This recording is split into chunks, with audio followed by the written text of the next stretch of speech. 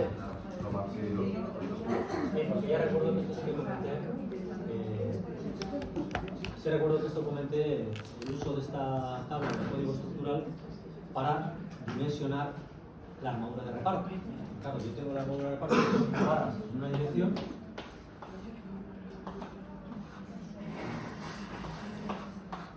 Y barras en otra dirección.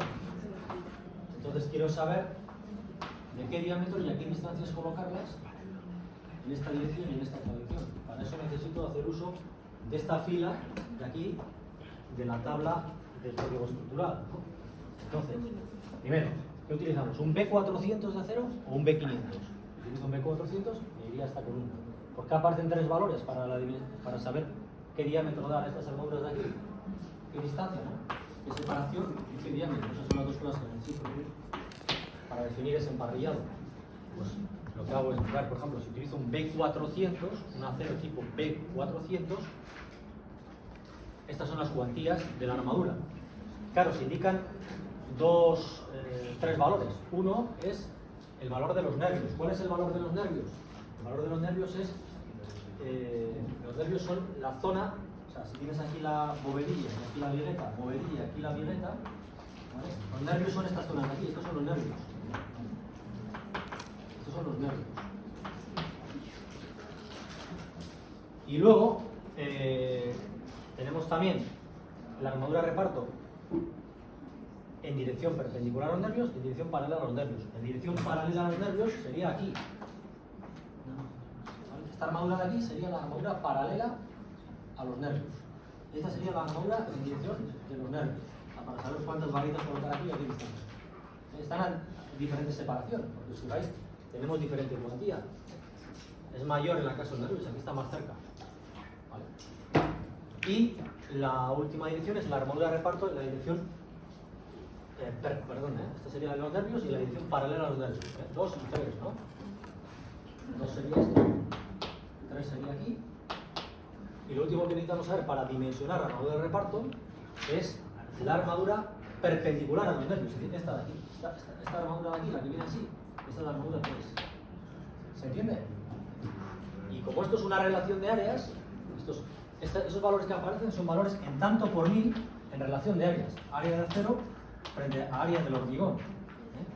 Entonces, si tú coges, por ejemplo, un metro, pues si coges por un metro, si quieres saber cuántas barritas tiene que ir en un metro, pues yo aquí en un metro tendría, área de hormigón tendría, pues por ejemplo, 1000 milímetros por, ¿qué espesor le vamos a dar? Vamos a dar, por ejemplo, 10 centímetros, ¿no? Por 100 milímetros. Ese sería el área del hormigón, la sección bruta que tienes, ¿no?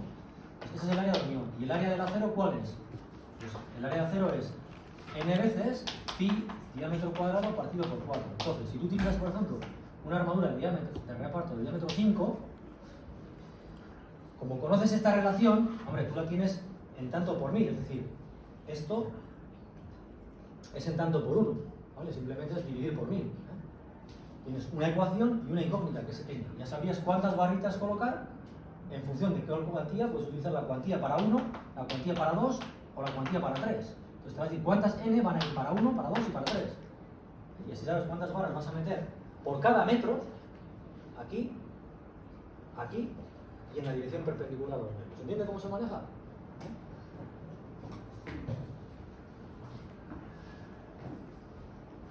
Es decir, si aquí tienes 4 por 1000, aquí tendrías que poner 0,04. Perdón, 0,004. 0,004, ¿entiendes? Es decir, 0,04 igual a n, incógnita,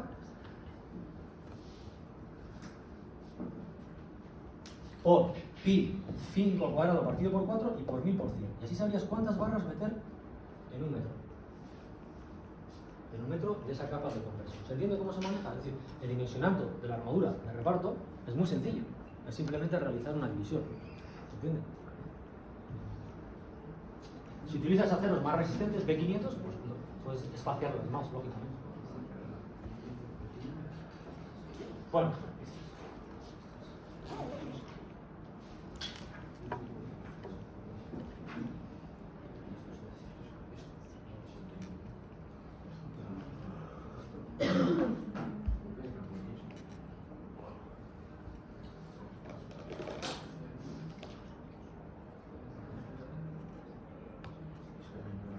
Bueno, no hay que olvidar algunas consideraciones que se dicen aquí en cuanto a la armadura de los forjados. No hay que olvidar, por ejemplo, se detalla muy bien, si tienes viguetas pretensadas, porque pueden ser viguetas no pretensadas, puedo tener viguetas que solamente tengan armadura pasiva, que no hayan sido pretensadas, ¿no? Pero si son pretensadas, como mínimo tengo que tener dos redondos, las viguetas pretensadas, pues así, ¿no? Tengo que tener como mínimo dos redondos con respecto al plano de simetría, mínima armadura para la vigueta pretensada. Muchas veces incluso también tiene una armadura en la parte superior. Pero como mínimo esa vigueta pretensada tendría que tener esos dos redondos. Y hacer, claro, siempre hay que tener en cuenta la armadura complementaria de momentos negativos. ¿Dónde va la armadura de momentos negativos?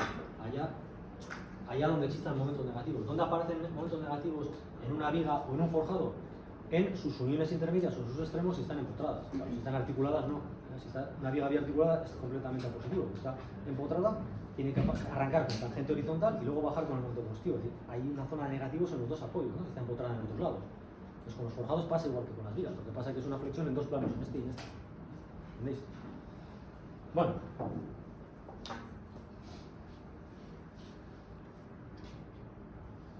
Los apoyos extremos, lo mismo. En el apoyo extremo, y los interiores, aparte de momentos negativos, entonces hay que disponer la armadura de negativos. Bueno. Apoyos.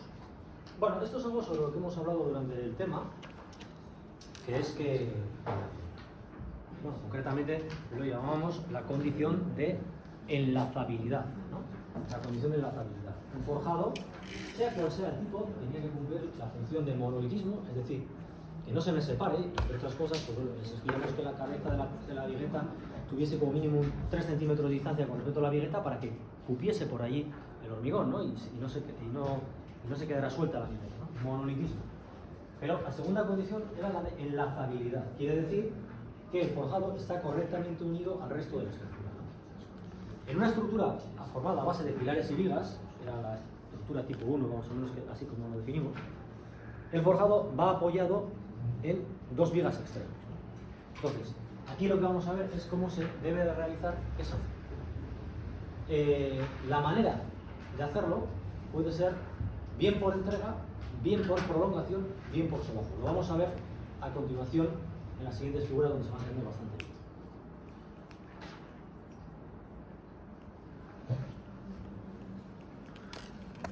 Bien, otra cosa, los forjados pueden estar en sus extremos o simplemente apoyados o empotrados.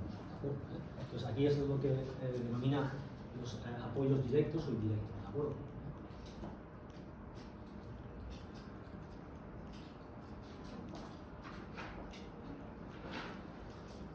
Bueno, vamos a ver entonces cómo podemos empotrar el forjado a una viga extrema o una viga intermedia, ¿vale? En este caso de gran canto. Bien, pues se puede hacer, como he dicho antes, por prolongación, por solapo o por... joder, tengo en la cabeza cómo es la armadura, pero no me acuerdo el nombre. Por ello y por entrega. Por ejemplo, en este caso tenemos un forjado, en este caso unidireccional, la dirección de reparto de las cargas es paralela a la pizarra, está empotrado a una viga intermedia. Y esa unión, ese encastre, ese empotramiento, está hecho con el método de por entrega. ¿Qué consiste por entrega? Que, si os fijáis, las viguetas, esta vigueta de celosía o esta vigueta de aquí, entran dentro de la sección de la viga. ¿Vale? Entonces, esa manera de empotrar se llama por entrega. A esto se le llama la longitud de entrega. ¿Vale? Claro, a ver, una cosa, esto luego, todo el espacio, o sea, todo esto se hormigona luego a la vez. Luego aquí vierto el hormigón, rellenando los nervios, es decir, los espacios entre bovedillas, rellenando la capa de compresión del hormigón donde se encuentra la armadura de reparto y también los refuerzos de negativos que tienen que existir por ser esto un empotramiento, y por supuesto también hormigón a la vez la viga. ¿Entendéis? Entonces, esta vigueta queda dentro de una sección de una viga que es hormigonada in situ en la propia obra. Por el otro lado también. Si la viga, en vez de ser en un apoyo intermedio, es en un extremo del edificio, entonces, lógicamente, el detalle constructivo varía porque solamente entra por un lado. La idea es más o menos similar, porque vuelve a haber una entrega, ¿vale?, que se define con la cota L1, esta es la entrega, y aquí aparece la vigueta, las bovedillas, aquí está la última bovedilla, armadura de reparto, como siempre, en capas de compresión, y lógicamente necesito un refuerzo de negativos que va de aquí hasta aquí, un anclaje en patilla para que esté convenientemente anclado. ¿Lo veis? Entonces, aquí, tanto en un pilar, en una viga extrema como en una viga intermedia, estamos empotrando el forjado a la estructura, a la viga en este caso, por entrega. Pero se puede hacer de otra manera. Bueno, en este caso se hace lo mismo, pero en vez de sobre una estructura de vigas y pilares, está hecho sobre una estructura con muros de carga, en la cual, pues bueno, la unión en el extremo, en la zona central, se hace de esta manera. Es similar, están por el mismo método, por entrega, solamente que aquí encuentro un muro de carga, ¿de acuerdo? Como veis, armadura de reparto, el armado de la viga, el refuerzo de negativos que va desde aquí hasta aquí, convenientemente anclado, y también aquí se ve el refuerzo de negativos en la unión en una viga intermedia, ¿no?, donde esto es, repito, un muro de carga. ¿Vale? Es una unión bastante similar. Vale. También se puede hacer por prolongación, que sería la segunda manera de hacer el empotramiento del forjado con respecto a la estructura. En una estructura en la que no hay muros de carga, transmitimos la carga a las plantas inferiores a través del pilar, pues aquí se ve cómo se hace el descanso del forjado con respecto a la viga, que luego a su vez esa viga transmitirá las cargas al correspondiente pilar y así será la transmisión de cargas hacia abajo. Si hay muros de carga, no hay pilares, entonces se hace como habéis visto antes. Pero fijáis, aquí no se produce entrega, porque la vigueta no entra dentro de la sección de esa viga hormigonada in situ, de ahora, sino que se queda a esta distancia. Pero tiene una armadura que le queda saliendo, este pelo de aquí, que le queda saliendo, y que cuando yo hormigone la viga de la estructura, más los nervios, más la capa de compresión, esa armadura va a hacer de veces de armadura de espera. Entonces, ¿eso lo puedo hacer? Bueno, por supuesto, armadura de negativos, mallazo de reparto, etc. Y aquí lo mismo, la armadura de negativos siempre, por ser un apoyo intermedio y ser un empotramiento, armadura de reparto siempre, por ser un forjado y quiero siempre que las cargas puntuales se conviertan en distribuidas a través de esta armadura de reparto, embebida dentro de la capa de compresión, y en este caso vuelve a ser, para viguetas, en este caso celosía, una unión por prolongación, es decir, a esta vigueta le sobresale, cuando tú la traes en obra, traes una vigueta que le sobresale esa barra, le quedan salientes, las colocas con el polipasto de la grúa y luego hormigonas todo esto, quedando ellas como armaduras de espera para conectar esos dos forjados unidireccionales a la viga de la estructura. Se puede hacer también en su versión con muros de carga, en estructuras con muros de carga, y la última alternativa sería a través de armadura de enlace. En este caso, ni existe entrega de la vigueta dentro de la viga, ni existe una armadura que le sobresalga de la vigueta. No estamos ante la situación anterior de prolongación, si estaba la sección de la vigueta, aquí había una armadura que le salía.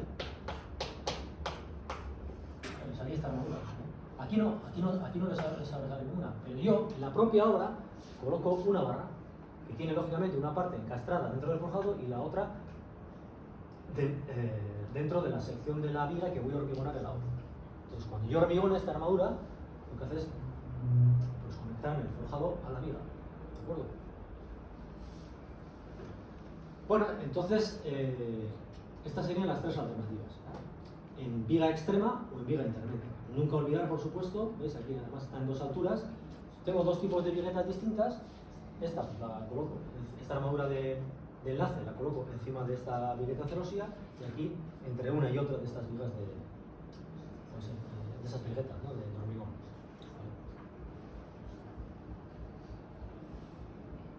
En muros de carga, la misma historia, solamente que como veis ahora esa viga extrema descansa sobre un muro de carga, pero la manera de hacerlo es lo mismo.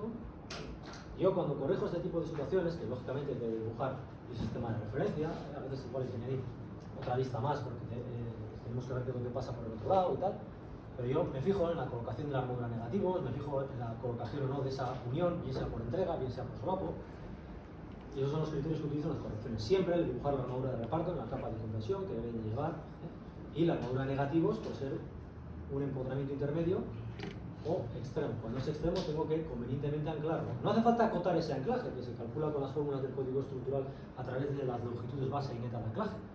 No, porque no estamos en la asignatura de Tecno 2, pero sí que hace falta dibujar la anclada. Yo quiero ver esa patilla, ¿de acuerdo? Bueno, cuando el tipo de forjado es, por ejemplo, una losa pretensada, una losa alveolar pretensada, pues hemos de controlar en la obra, como digo, cuando hacemos tareas de dirección de obra, la correcta ejecución de los apoyos, ¿no? Estos apoyos, como veis, son apoyos directos, son apoyos simples, es como una articulación, ¿vale? No es un empotramiento, ¿entendéis? Está separada el forjado de la viga sobre la que apoya o sobre el muro de carga de la que apoya o lo que sea, ¿veis? O sea, no son, esto podría ser incluso una ménsula, ¿vale? Es un apoyo directo, apoyo directo. Estos anteriores estaban empotrados, ¿vale? Un apoyo directo entonces es una articulación, ¿vale? No está impedido el giro de la placa. Por lo tanto, aquí no hay momentos negativos. Aquí no hay momentos negativos porque es una articulación. Si tú tienes una viga bien apoyada y articulada en sus dos extremos, cuando tú la cagas, todo el momento es positivo, ¿vale? Entonces, apoyo directo en un lado y en el otro extremo. Los forjados no apoyan directamente sobre la estructura, sino que se les interpone una banda de neopreno, que es un material elastomérico. Mirad, yo ahora mismo, en el laboratorio de abajo, que os lo presentaré dentro de 2 semanas, cuando vayáis a hacer vuestras probetas de hormigón, tenemos una prensa para hacer ensayos, una prensa de tracción, y tiene unos apoyos que la unen al suelo, ¿no? Y los hemos tenido que cambiar, con ayuda del técnico del laboratorio los hemos cambiado, con ayuda de Gorka Quintana, ¿no? Que es que lo ha hecho al final, ¿no? Y le hemos, se nos habían roto los apoyos que tenía la otra. Le hemos puesto 4 apoyos de neopreno, 4 cuadraditos, en las 4 patas de la prensa. Pesa un montón de toneladas. Y son de ese material elastomérico. El próximo día cuando bajemos al laboratorio, creo que es dentro de la semana que viene, que no la siguiente, os lo enseñaré. ¿Vale? Es un material elastomérico, se utiliza mucho para apoyo, ¿no? Y va en toda la longitud del forjado. Es de color oscuro, ¿no? Es como el caucho. Bien, o también puedes descansar sobre mortero, ¿no? Y ese descanso o apoyo se tiene que hacer durante una longitud de apoyo L1 que se debe de controlar, cuyo jugador lo indica la instrucción, ¿eh? Entonces, pues bueno, es importante. En obra muchas veces la tarea de dirección de obra, cuando estéis trabajando, hacéis con una regla centimétrica, hostia, L1 10 centímetros tenía que ser, vale. Es decir, una regla centimétrica es un elemento de control de obra muy versátil. Oye, una zapata de cimentación, ¿cuánto ponían los planos? 50 por 50, hostia, si aquí 45, tienen que demoler y volver a hacer, ¿o no? Está bien hecho. El canto de la zapata, tanto. El apoyo el otro día que veis de vigueta con bobería, ¿recordáis que tenía que tener un apoyo L1? Que lo podíamos controlar de manera directa o de manera indirecta entre la distancia entre viguetas. Regla centimétrica. ¿Vale? Bien, entonces, como siempre, os he dicho en más de una ocasión, en la vida real, en la obra, los valores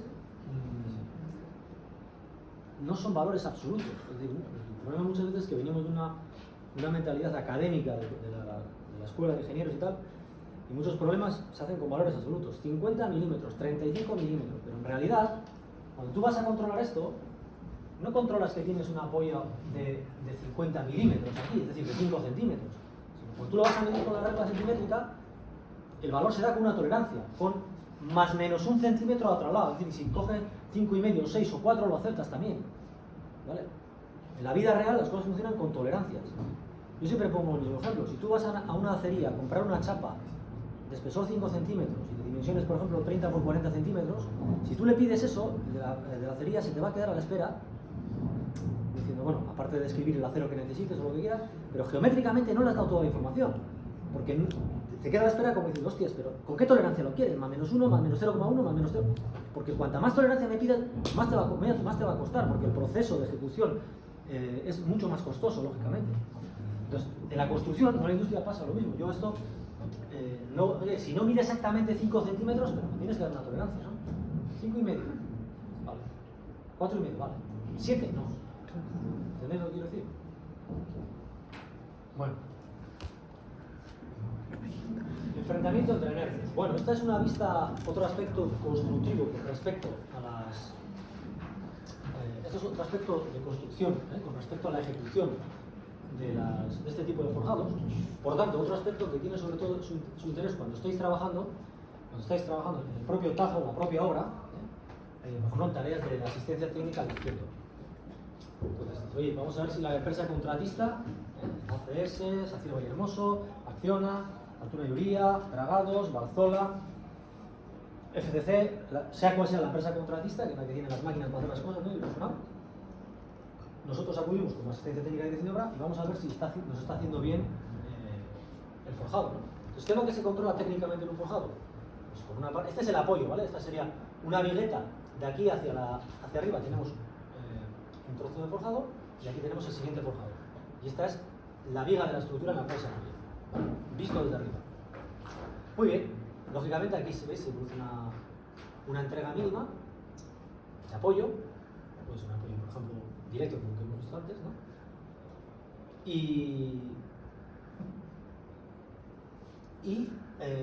Bueno, lógicamente vamos a ver cómo se coloca esta armadura que se coloca en la cara superior, ¿vale?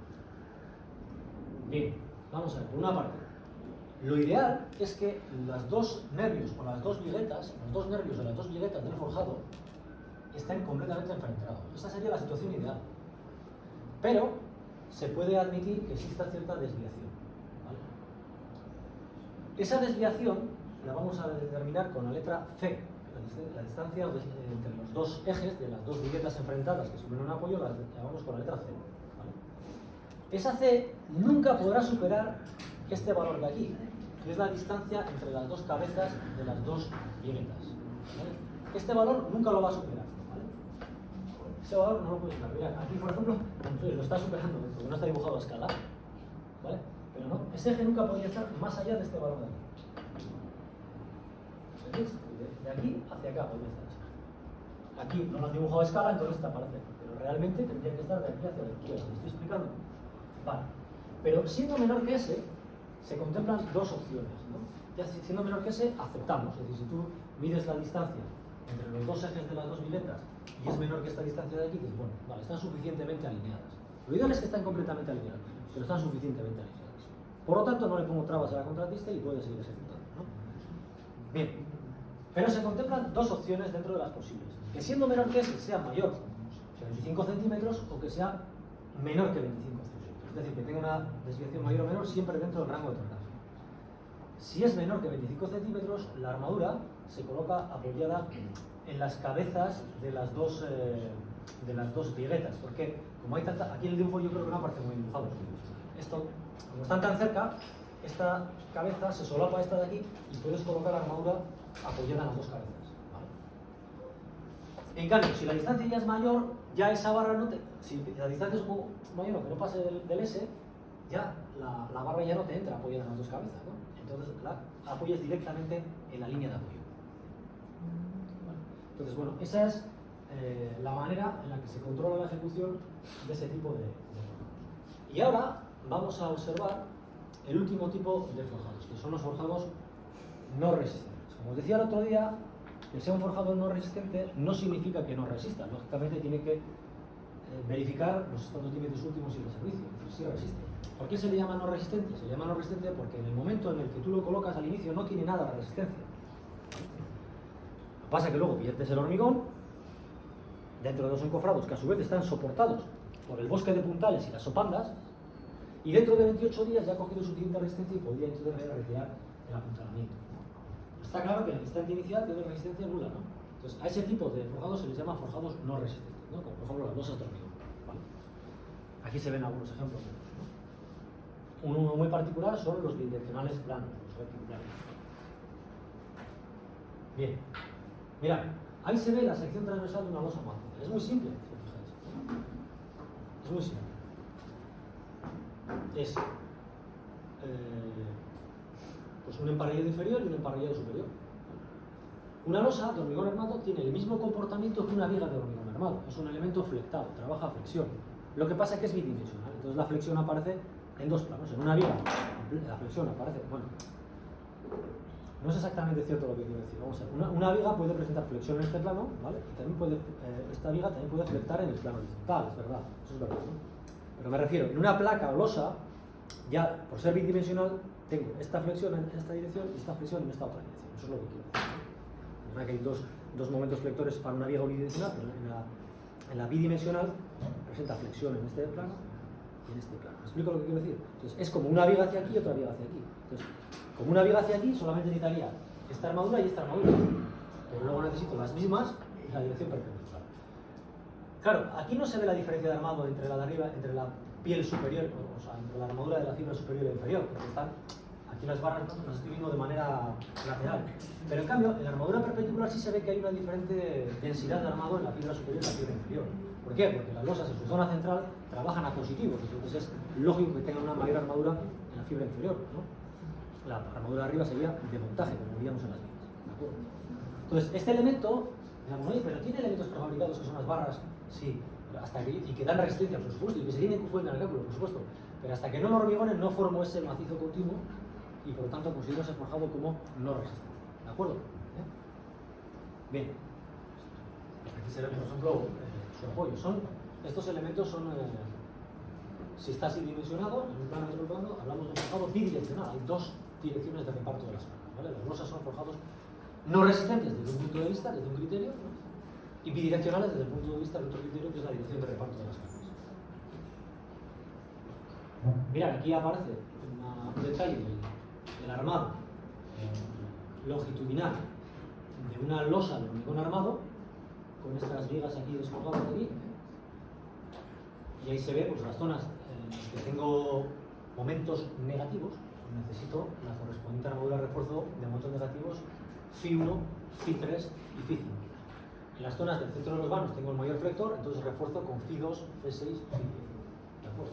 Similar a una viga, es similar a la explicación del armado de una viga. Una viga continua, porque ese forjado es continuo. Los forjados pueden tener apoyos directos, ¿no? Pueden ser continuos.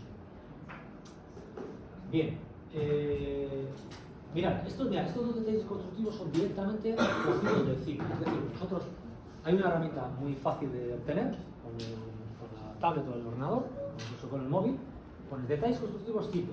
Y tienes acceso a una librería de detalles, como los que veis aquí, de unión viga con pilar, de unión forjado con pilar, de unión mogollón de opciones tanto en metálica como en hormigón armado, ¿vale? Entonces, hay algunos que cubren casuísticas que igual no las hemos visto en la propia asignatura, por no extendernos a todas las opciones. Estamos intentando ver un poco de cada caso, o sea, un ejemplo de cada situación, ¿no?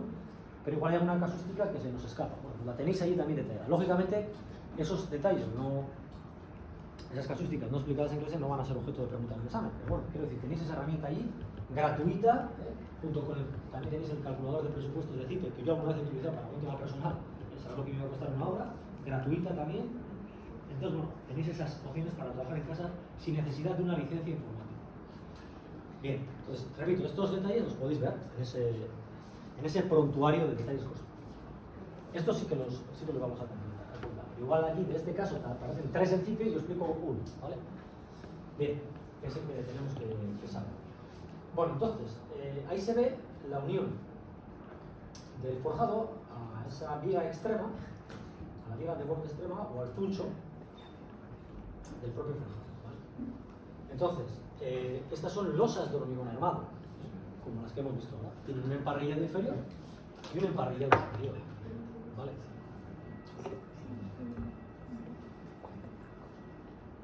¿Y qué es importante aquí tener en cuenta? Pues, por ejemplo, el anclaje en patilla en los dos extremos de los emparrillados, ¿no? Ese anclaje en patilla. Siempre que llego al final de una pieza, ¡pum!, anclaje en patilla, ¿no? Y luego, pues, o bien el zuncho o bien esta viga de hormigón armado,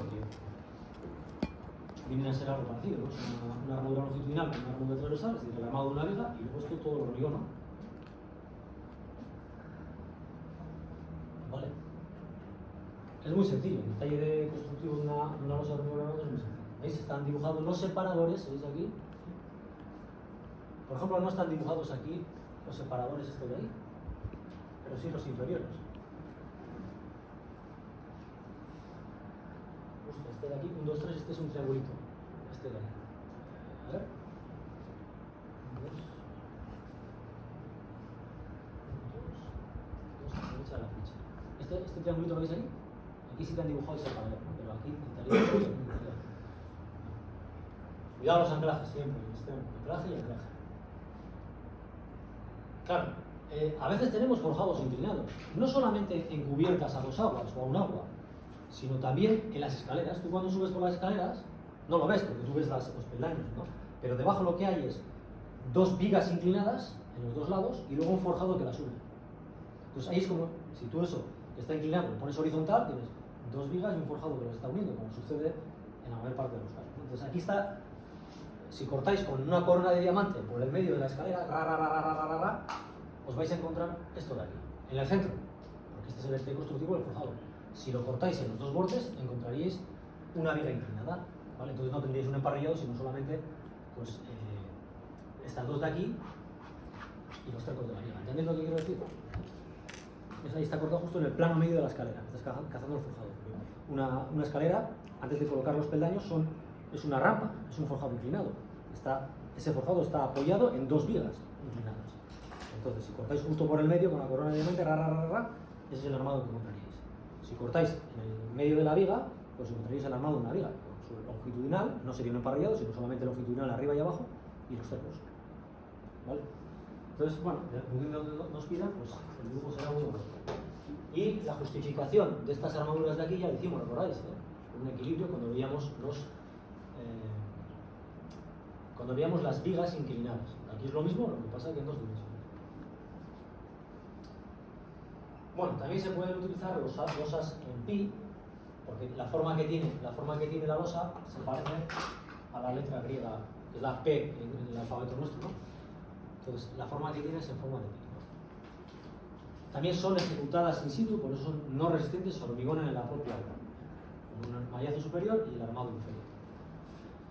Ellas necesitan unos encofrados con estas formas así, que son luego recuperables, son recuperables. ¿Veis? Ahí veis, por ejemplo, pues una fotografía de un forjado unidireccional, porque todas las veces las direcciones de los nervios del pi van en esa dirección, un forjado unidireccional y no resistente. Con estas placas pi de hormigón armado.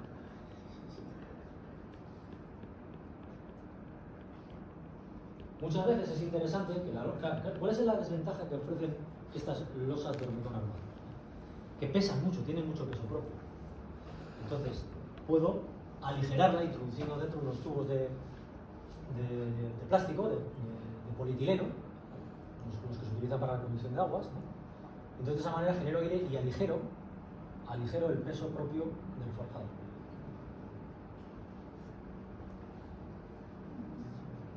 Bueno, aquí se distinguen en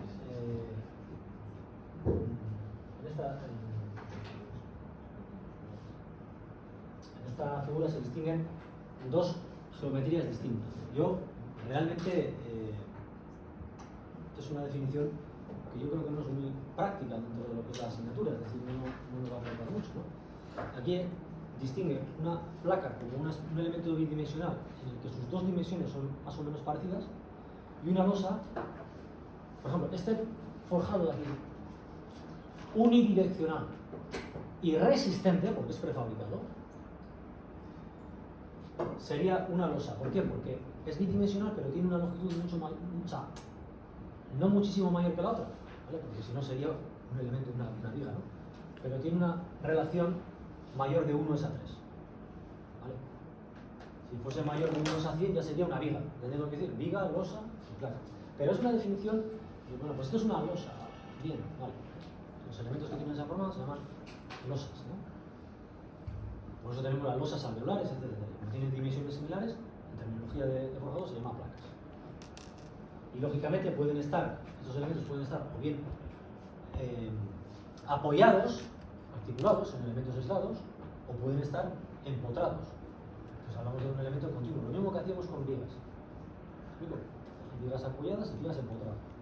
Vigas que están empotradas en sus uniones exteriores se llaman vigas continuas. De un vano, si tiene un apoyo interior, si tiene un empotramiento del centro, empotramiento.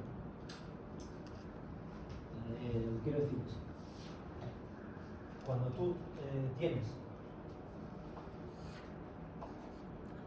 en sus extremos así apoyados, pues tienes, esto sería un apoyo, un elemento aislado, que podría estar empotrado aquí a otros elementos. Entonces esto es lo que le da la continuidad. También es cierto que si yo tengo una viga así, a esto también lo llamo viga continua, porque para hacerlo como elemento aislado tendría que hacer aquí partir una y luego poner aquí la otra. ¿Vale? Si no, esto de aquí es continuo. ¿Por qué? Porque esta viga está empotrada al siguiente tramo de viga. Eso es lo que le da la continuidad y por eso aquí el momento cambia de signo. ¿Me estoy explicando? Estoy todo el rato haciendo los mismos razonamientos desde que empecé el curso. Es decir, lo mismo lo hacía con vigas. Expliqué el concepto de viga continua, pues aquí forjado continuo. O viga en apoyos aislados o forjado con apoyos aislados.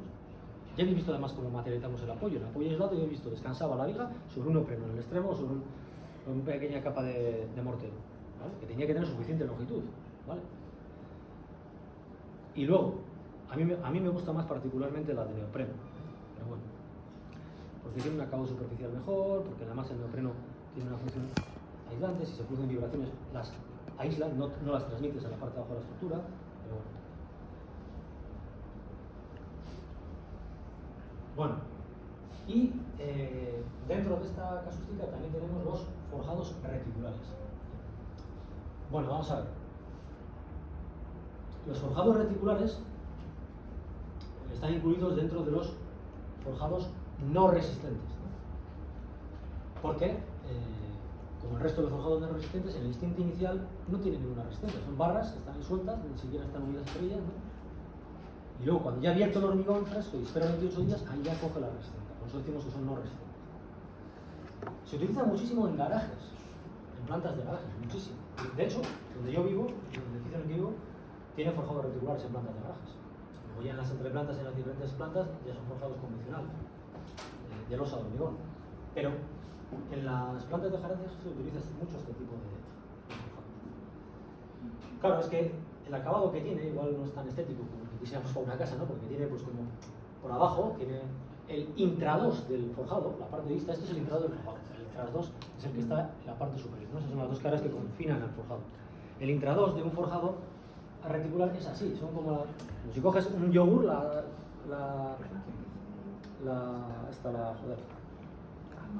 el envase, gracias.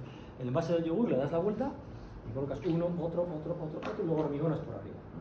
Entonces, la forma, le queda el negativo, ¿no? La forma, entonces, vas viendo ahí las diferentes formas que te juegan el cofrado que recuperen, ¿no?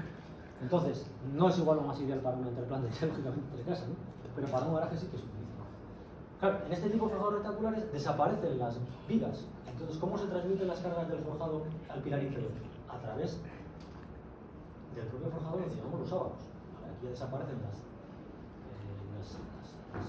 yogurteras, estas vamos a llamar, y aquí hay una zona en la que tenemos un armado que luego vamos a ver su detalle constructivo. Y tiene que ser un armado mucho más potente que aquel en el que tenía vigas. Es que toda la transmisión de la carga del forjado se hace a través del propio forjado al pilar inferior. ¿Vale? El forjado no descansa en unas vigas que a su vez descansan en los pilares, sino la transmisión del forjado a los pilares es directa, muy concentrada ahí. Entonces tenemos un gran esfuerzo de funcionamiento y esfuerzos cortantes muy fuertes alrededor de esa zona del forjado. Entonces requiere un armado, como vamos a ver, muy superior. Esa zona armada se le llama ábaco, luego veremos su detalle. Son forjados bidireccionales y no resistentes. Se puede incrementar, como veis aquí, la anchura del capitel, es decir, la parte superior, con objeto de reducir nuevamente el carácter tan puntual de esas cargas sobre el pilar. Está repartiéndola, en vez de repartirla toda la carga aquí, en la sección del pilar, incrementa la masa para que esa carga no sea tan puntual. Se puede hacer. Bueno, bien, vamos a ver.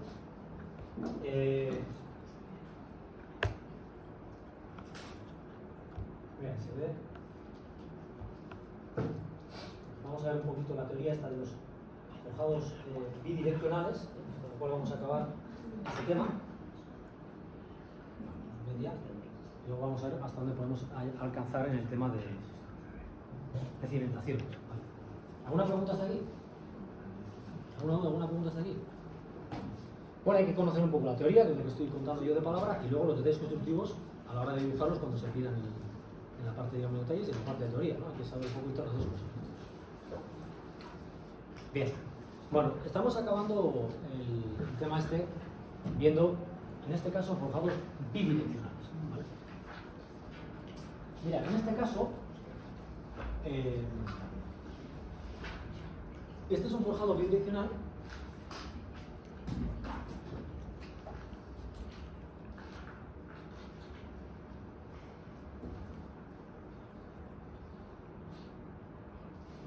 en el que no tenemos este sería un forjado reticular, ¿no? Con ábacos y tal, y también puedo formar un forjado bidireccional en vez de con esas yogurteras, esos envases de yogur, lo puedo hacer con grupos de bovedillas que formen módulos cuadrados, más o menos formas de, según la definición que hemos dado antes, formando placas, ¿no? ¿Veis? El forjado así resultante es un forjado bidireccional. Bidireccional. Si fuesen ellas todas seguidas, y pegada aquí otra, tendría un forjado unidireccional en esta dirección. Pues aquí tenemos vigas en una dirección y en la otra. Realmente solamente tengo sus armaduras. Y la armadura de estos nervios de aquí es la misma que de una viga. Redondos en las diferentes esquinas, por ejemplo, en las 4 esquinas y estribos, nada más. Entonces, como van en dos direcciones, se llama forjado bidireccional. ¿Vale?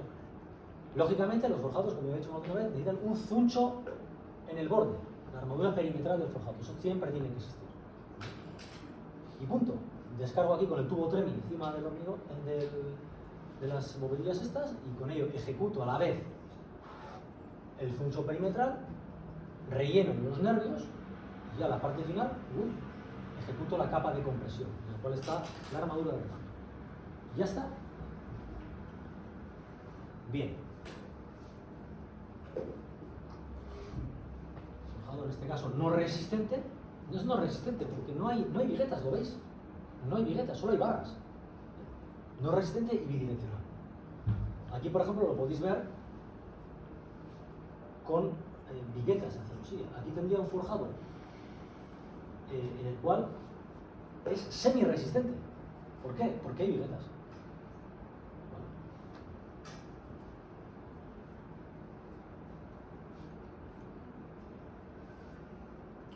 Bien, y ya para finalizar, pues ahí se ve pues, un tipo de forjado bidireccional no resistente, es el llamado forjado reticular, que está formado a base de ábacos.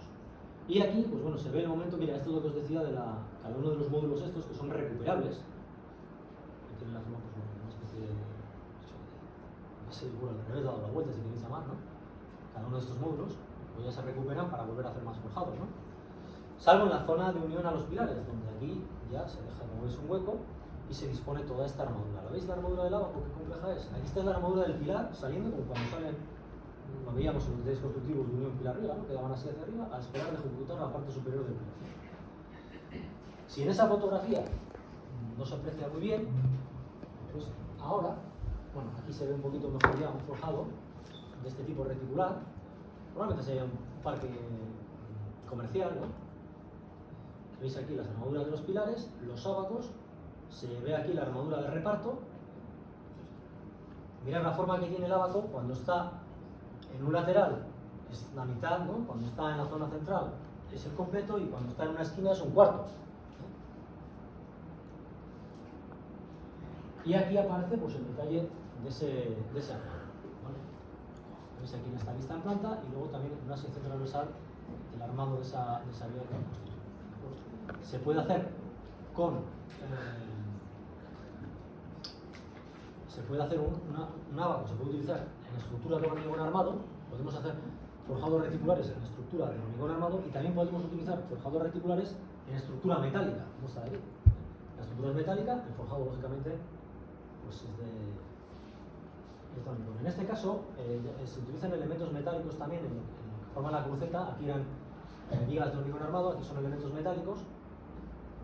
Y bueno, aparte también el armado interior, ¿no? Las barras de acero están colocadas en las diferentes posiciones. ¿De acuerdo?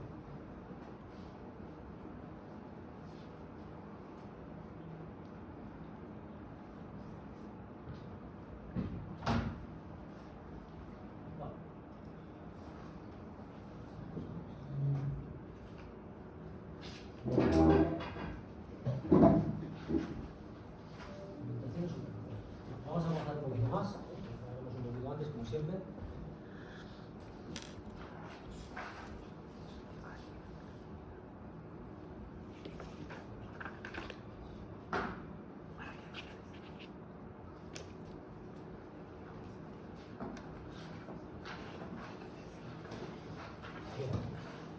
Bueno, poco a poco, pues vamos a añadir más contenido a la asignatura. Ya os dije desde el primer día que vamos a ver todos los aspectos relacionados con con la construcción de una estructura, ¿no? Es decir, bien si estamos ejecutando un puente, bien si estamos ejecutando un edificio, bien si estamos ejecutando pues unas pequeñas pasarelas o escaleras para pasar de un lado al otro de la carretera. Sea cual sea la estructura que estéis haciendo, los elementos siempre son iguales. Son iguales, desde el punto de vista constructivo son iguales. En un puente hay vigas, hay un tablero, hay pilares que los llamamos pilas. Es verdad que en los extremos tenemos lo que llamamos los estribos, que se rellenan con tierra y tal, que se compactan, pero los elementos que constituyen su estructura son idénticos. ¿Vale? Luego, desde el punto de vista de cálculo, pues en un puente tenemos que utilizar la instrucción de acciones sobre puentes. Si es un edificio, tenemos que utilizar el código técnico de la edificación para saber qué cargas meterle. Pero constructivamente, pues en un puente hay un forjado, por decirlo así, que es el propio tablero, ¿no? Hay unos pilares que los llamamos pilas. Sea cual sea la construcción que vayamos a hacer, van a aparecer todos los elementos que estamos viendo en esta asignatura, ¿no? Bien, pues hay un elemento que también comparte lógicamente los puentes, los edificios, cualquier construcción, que es la cimentación, ¿vale? Bien, ¿qué es la cimentación? Pues es el conjunto de elementos estructurales que conectan la estructura, sea cual sea, edificio, puente, etcétera, etcétera, al terreno. Y los tipos de cimentación que vamos a ver, zapatas, estepados con pilotes, losas, se pueden utilizar en puentes o en edificios, en cualquier tipo de construcción, ¿de acuerdo? De tal manera que lo que vamos a ver es universal, que tiene su aplicación en cualquier construcción. Bien, la definición nos la acabo de decir. El elemento de cimentación es el que me permite transferir las cargas de la estructura al terreno. Y como primera aproximación lo que me interesa es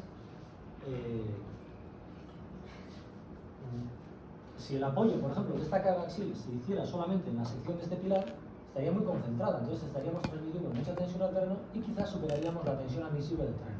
Entonces, para evitar eso, incremento la base y ahora las tensiones transmitidas al terreno son mucho menores. Ahí ha nacido el concepto de lo que es una zapata, que es una cimentación superficial. Se la llama superficial porque está en superficie o muy próxima a ella. Aquí está Diego, está un poco enterrado, está muy próxima a ella. Porque las cimentaciones profundas pueden bajar 30 metros. Yo he visto pilotes en la autovía del Urumea 30 metros de profundidad. Un terreno muy desfavorable, ¿no? Un suelo de tipo coluvial, ¿no? Alrededor de la vega del río. Bueno, consideraciones sobre asiento. Bueno, esto realmente es una definición, simplemente. Repito, no atendemos en este caso aspectos de cálculo, pero se diferencian en tres posibles situaciones, ¿no? Cuando no se produce ningún asiento, no se produce ninguna deformación. Cuando se produce un asiento total, es decir, todas las zapatas bajan a la vez, no se produce ninguna deformación. Pero si se produce un asentamiento de algunas cimentaciones sí y de otras no, entonces ya sí que se produce una deformación de la estructura. Porque ni se queda quieta ni se mueve como un sólido rígido, sino que se produce un movimiento relativo entre ellas, es decir, una deformación. A eso se le llama asiento diferencial. Y las estructuras son calculadas para soportar determinados asientos diferenciales. ¿Cuál es la conclusión de un asiento diferencial? Mirad, si en este caso, en este pórtico con dos vanos, se produce un asiento diferencial en la zapata central, este pilar se queda como está, este pilar se queda como está, y entonces la viga tiene que empezar con tangente horizontal, si es vigas de hormigón armado, porque las uniones son siempre rígidas y tenemos en empotramientos, tiene que arrancar con tangente horizontal y llegar hasta aquí, soportando una carga vertical hacia abajo. Pues claro, la única opción que tiene es hacer así, ¿lo veis? Si tiene que arrancar con tangente horizontal, llegar con tangente horizontal en la zona central, coger la influencia del momento positivo que le provoca la carga, la única alternativa que tiene es esta, ¿no? Entonces, aquí es una zona de momentos negativos y aquí es una zona de momentos positivos. Este justo es el punto de inflexión. En matemáticas una inflexión es un punto de cambio de curvatura. Entonces, aquí pasamos de momentos positivos a momentos negativos. Por lo tanto, aquí por eso se dibujan las fisuras de tracción abajo y ahí arriba. Entonces, provoca una deformación, un asentamiento diferencial y su conclusión inmediata es la fisuración de la estructura. En mayor o menor medida. En mayor o menor medida. Bien. ¿Por qué se producen asientos? Bueno, los asientos se pueden producir, bueno, pues, por unos movimientos rápidos del terreno. Por ejemplo, estos días en la Comunidad Valenciana se habrán producido muchos asientos de edificios, lógicamente, ¿no? También se puede producir, bueno, porque el terreno no resiste la carga del edificio, y sea cual sea la situación, aunque la geología no es diferente en una parte y otra parte, y es más blanda en una que en otra, entonces asientan un poquito más por el otro, la presencia de fallas en el terreno a determinada profundidad que hacen que la parte izquierda pues tenga menos resistencia que la parte derecha. Entonces, o bien la geología o bien la naturaleza pues pueden provocar asientos diferenciales. ¿De acuerdo? Bien, entonces, en cuanto a los asientos y en cuanto al diseño de la estructura para que no aparezcan esos asientos, tenemos que tener en cuenta lo siguiente. Lo primero, si estamos ante una situación que es susceptible de aparecer asientos porque tenemos un terreno heterogéneo, por ejemplo, ¿no? Yo prefiero que mi estructura sea lo menos hiperestática posible. Es decir, se prefiere una estructura más articulada, con menos hiperestaticidad, porque se va a amoldar mejor a esos movimientos del terreno y van a aparecer menores tensiones. En cambio, si tengo un terreno que tengo total garantía de que por su calidad estoy cimentando en roca, etcétera, etcétera, ¿no? En una zona en la que no se producen sismos y tal y cual, pues en esas circunstancias, lógicamente prefiero una estructura más hiperostática, prefiero una estructura de hormigón armado y rígida, con todas las uniones empotradas. ¿Por qué? Porque si no se mueve el terreno, una estructura de ese tipo transmite mejor los esfuerzos entre las diferentes barras, ¿de acuerdo? Entonces eso es lo que os vine a describir lo que aparece, ¿no? Si bajamos hacia abajo está más articulada, menos hiperestaticidad. Si vamos hacia arriba, menos articulada, por lo tanto más hiperestaticidad. Por lo tanto, sus rangos de aplicación, como os acabo de decir, para aquí, terreno bueno, lo que acabo de decir, ¿de acuerdo?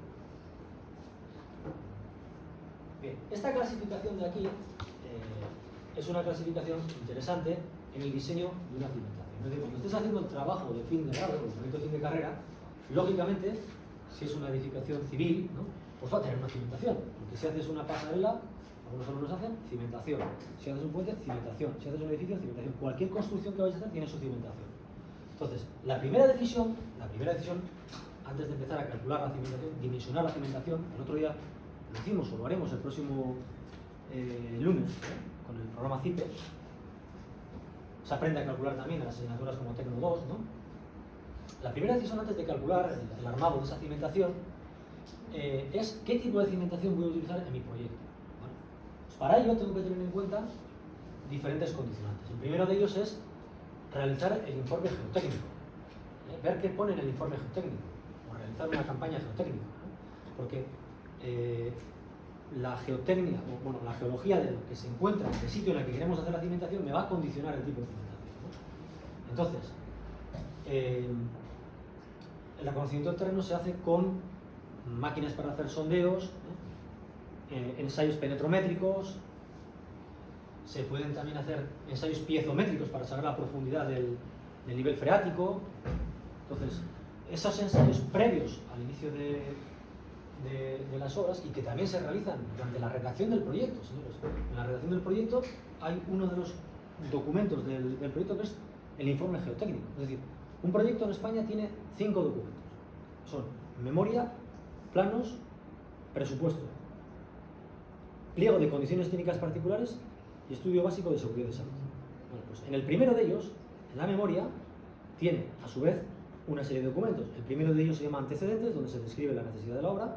Y luego tienes una serie de anejos, anejo 1, 2, 3, yo he visto en algunas autopistas, es decir, obras de cierta dimensión, hasta 25 anejos, en el cual aparece anejo de geotecnia, anejo de movimiento de tierras, anejo de firmes, hasta anejo de reposiciones y servicios, puedo encontrarme hasta 25 anejos, ¿vale? Pues en uno de ellos es el anejo geotécnico. Es decir, ya en la redacción del proyecto, antes de colocar la primera piedra, empezar a hacerlo, tengo ya la información geotécnica. ¿Quiénes hacen el anejo geotécnico? Normalmente lo hacen los laboratorios geotécnicos, empresas como Tecnalia aquí en Vizcaya, Gikesa en Guipúzcoa, etcétera, etcétera, ¿no? Hay empresas que se llaman laboratorios geotécnicos que hacen hacen negocio de la realización de las campañas geotécnicas, ¿no? Entonces, realizan sondeos, ensayos de carga con placa, etcétera, etcétera, ¿no? Piezométricos para ver la profundidad del nivel freático, etcétera. Entonces, necesito tener esa información. A continuación, si de esa bueno, la información geotécnica, pero también voy a tener en cuenta que los antecedentes son qué edificios hay alrededor antes de realizar esa ejecución, porque también lo van a condicionar, como vamos a ver durante el temario de este tema. La presencia de los edificios colindantes me va a condicionar también el diseño de los elementos de cimentación y de las estructuras de contención. Puedo tener más o menos espacio. Y también, pues bueno, lógicamente el tipo de construcción. Es decir, no es lo mismo, aunque el terreno sea el mismo y lo que tenga los edificios colindantes sean los mismos, no es lo mismo tener un edificio de una planta que uno de 11 como este. No es lo mismo, aunque el terreno sea el mismo, porque las cargas transmitidas son mucho mayores. Entonces, quizás en un mismo terreno me permitiría una cimentación superficial que es más barata para un pequeño edificio, pero si quiero meter un edificio de plantas tengo que meter cimentación profunda, que es mucho más cara y compleja de ejecución.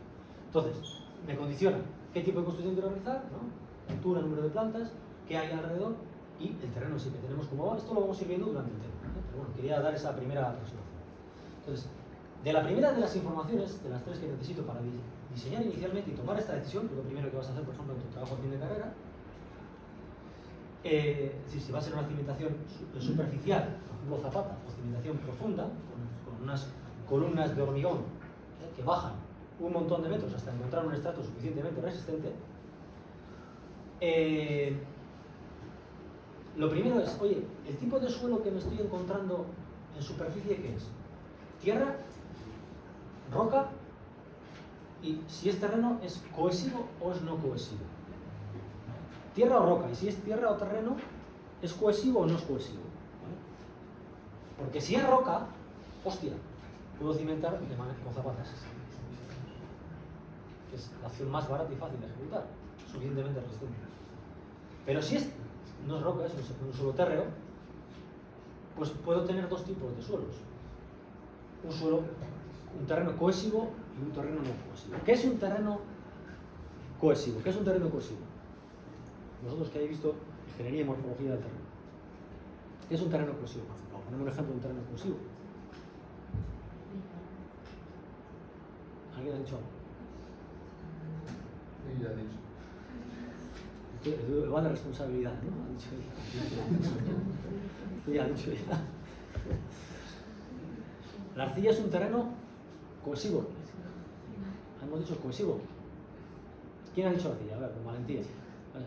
Cohesivo, como ejemplo de suelo cohesivo. Sí, un suelo que tiene un alto porcentaje de arcilla es un suelo muy cohesivo. Realmente, los suelos generalmente tienen una granulometría, es decir, a ver, si tú vas a la playa es verdad que tienes un suelo que tiene una granulometría discreta, es decir, tiene prácticamente el mismo tamaño todos los granos que lo componen, ¿no?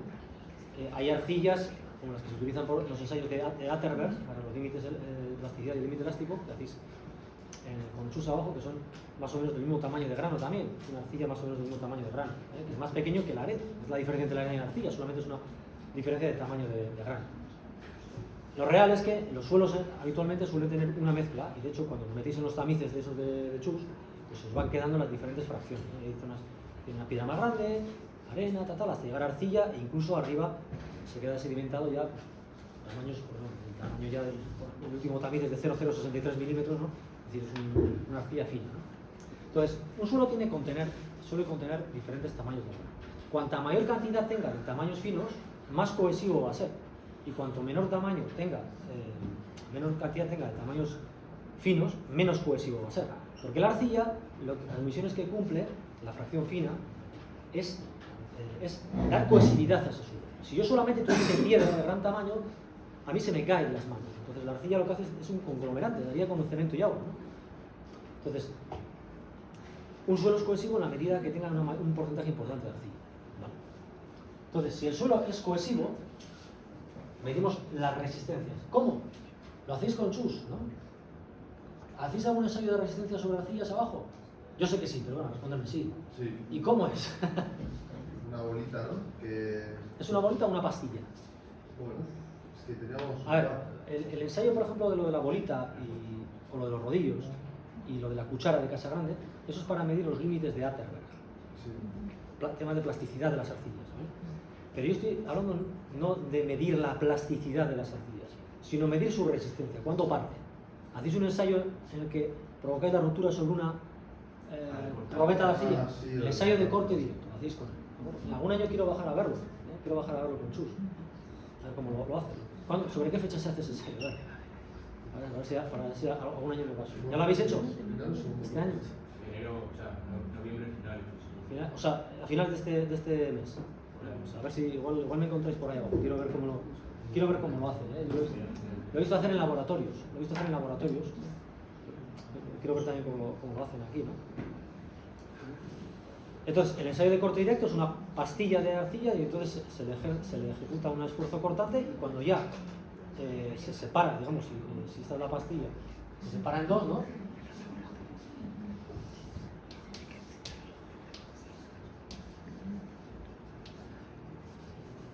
Luego la pastilla aparece así, de manera exagerada. Ensayo de corte directo. Entonces, ¿qué fuerza he tenido que hacer para provocar el fallo por cortante, para provocar el fallo por cortadura de esa pastilla de arcilla? Eso lo medís con chus, ¿no? Si es muy grande, significa que ese suelo arcilloso la puedo cimentar, aun siendo un suelo cohesivo, con cierta fracción de arcillas, lo puedo cimentar sobre zapatas. O sea, algunos dicen, oye, pues siempre voy a cimentar superficialmente si tengo suelo rocoso. Y si no es rocoso, cimentación profunda. No es cierto. Mirad, el edificio equivalente a este en San Sebastián, donde estuve yo trabajando durante 12 años, la Escuela de Ingeniería de Guipúzcoa que se llama ahora, está cimentado sobre arena, no es roca. Bueno, es verdad que está cimentada, pero bueno, está cimentado con cimentación profunda. No me vale el ejemplo, porque está cimentado con pilotes prefabricados hincados. Vale. Incluso el edificio de al lado también, el Musiquene, que tiene muchas plantas también. Pero es una arena muy compacta y muy buena, y si el edificio tiene pocas alturas, lo podrías cimentar con una cimentación superficial. La arena muy compacta, la arena es un suelo no cohesivo, se me va de las manos. También lo puedo hacer con cimentación superficial. Lo que quiero decir es que no penséis que la única opción para cimentar con zapatas, la opción más cómoda y más barata, es que el suelo sea roca, sino suelos cohesivos, si tienen suficiente resistencia, y suelos no cohesivos, si tienen baja deformabilidad, pueden ser cimentados con cimentación superficial. En caso contrario, no. En caso contrario, tengo que utilizar cimentación profunda. ¿Qué es la cimentación profunda? Pues la cimentación profunda es, aquí llega el pilar del edificio, por ejemplo, ¿no? Y llega a una cosa que se llama un encepado, y de ese encepado bajan dos columnas de hormigón que pueden bajar aquí tranquilamente pues 20, 30 metros, bueno, situaciones muy adversas, puedo tener pilotes de 15 metros, de 10 metros. ¿Entiendes? Entonces, este elemento se le llama encepado y a esto se les llama pilotes. Pero bueno, esto lo voy a explicar mejor. Olvidaros si queréis de esa figura. Lo que quiero decir es que tengo que seguir introduciendo hormigón hasta encontrar un estrato suficientemente resistente. Normalmente, según vas ganando en profundidad, normalmente vas ganando también en resistencia. Cuando haces un ensayo penetrométrico, clac, clac, clac, clac, clac, clac, vas dando golpes y al principio tienes que dar muy poquitos golpes para avanzar una determinada distancia y cuando vas ganando en profundidad tienes que dar más golpes, porque tiene mayor resistencia. Esa es la evolución lógica de un suelo, ¿no? Entonces, tengo que bajar mucho hasta encontrar ese estrato resistente, ¿vale? Es mucho más caro, mucho más complejo. Siempre lo trataré de evitar, pero si el terreno, que no es roca, bien es cohesivo o no es cohesivo, con baja resistencia o alta deformabilidad, entonces sí estaría obligado a cimentarlo de manera profunda, que es con un encepado y unos pilotes. Veis, lo represento aquí.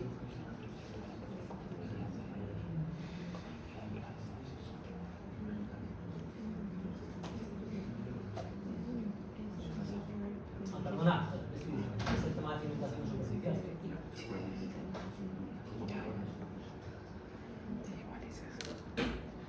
De hecho, en este tema de aquí, en el tema 9, vamos a desarrollar las cimentaciones superficiales. El siguiente tema es las profundas.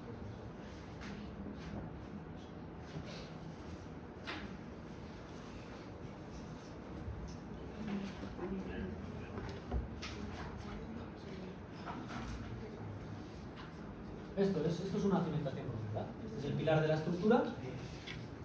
Y si el terreno es de mala calidad, pues llega a un elemento que se llama encepado, que es hormigón armado, y de él pueden salir 2 pilotes, 4 pilotes, 6 pilotes, que bajan en gran profundidad hasta encontrar un estrato con suficiente resistencia y se apoya en él. Bueno, se puede apoyar en él o apoyar a través de las paredes de los pilotes, lo que se llaman cimentaciones flotantes. Pero bueno, a lo que voy es, la mala calidad del terreno, por baja resistencia o alta deformabilidad, me obliga a profundizar y hacer una solución mucho más cara, porque esto por metro lineal es carísimo, es muy caro. Tendría que mirar una base de presupuestos para afinar ahora el precio, pero por metro lineal es una unidad de obra muy cara. Entonces, cada metro más que tenga que bajar, pues es mucha pasta, porque además en cada encepado tengo 2, si tengo 4 en el encepado, pues tengo 4, si bajo un metro, 4 metros lineales más de pilote, en un puente, por cada pila del puente tengo, pues imagínate, tienes 5 pilas intermedias, pues 5 encepados. Si tengo 4 pilotes en cada uno, 20 metros lineales más por cada metro que tenga que bajar. Entonces, y es una columna de hormigón armado, tiene su armadura transversal y su armadura longitudinal como si fuese simplemente un pilar de hormigón armado.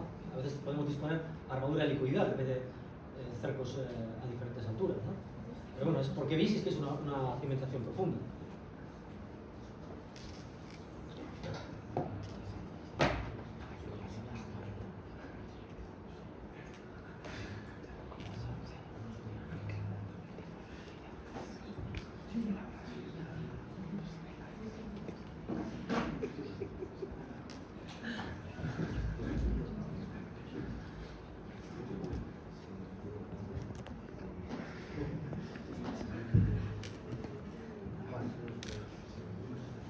Bien, pues el próximo día continuaremos con, ¿os parece el 8?